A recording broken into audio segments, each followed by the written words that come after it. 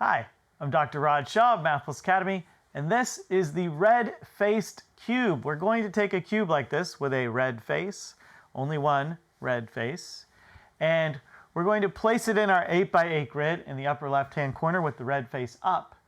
And we're going to try and roll this cube around the grid so that we can cover all the squares in the grid exactly once and end up here in the upper right-hand corner with the red face up again.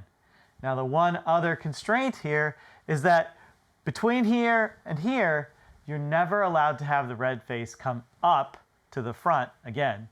So if I start here and maybe I go like this and then like this and then like that, I would not be allowed to make this last move because the red face would be up again. So that's illegal. So I would have to stop here and maybe go this way. And then I don't know if I would head up.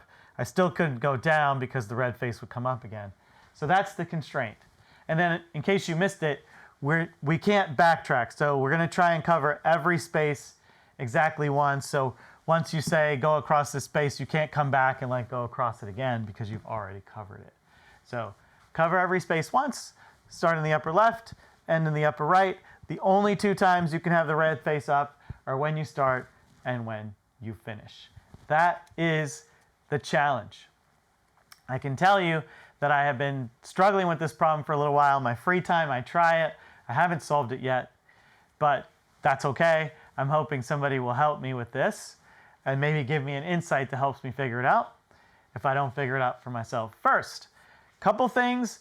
Typically in math treats, we think about maybe not doing the whole problem all at once because it's a lot of squares to cover and a lot to think about. Maybe start with a really simple problem like just can you solve this 2x2 problem? Like if you start here, can you end there? Covering all four of these squares. And that is actually not so bad. You start here, you go there, you roll, you come back, and you're good to go. So that's actually pretty easy. Can you solve a 3x3? Is that possible? Is it impossible? Can you prove that it's possible or impossible? I don't know.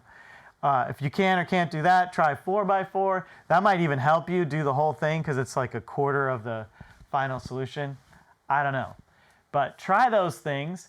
Also look for some patterns and structure as you go, and also try to keep track of things that don't work because that can often really help you figure things out. If you want to do this at home and you don't have a fun wood cube like this, you can use a six-sided die, for example. Maybe the 6 is your red face, and that can allow you to play around with it hands-on. And there's a really cool website, which I will link to here in the video, that you can also use to explore the red-faced cube problem. If you figure it out or if you get stuck for a while, there are a lot of alternative questions you can ask. Like, can you start here and end up in one of the other corners, like the diagonal corner? Is that possible? Or maybe can you start anywhere and not have the red face up? Maybe start like this. Can you tour all the spaces without letting the red face come up at all?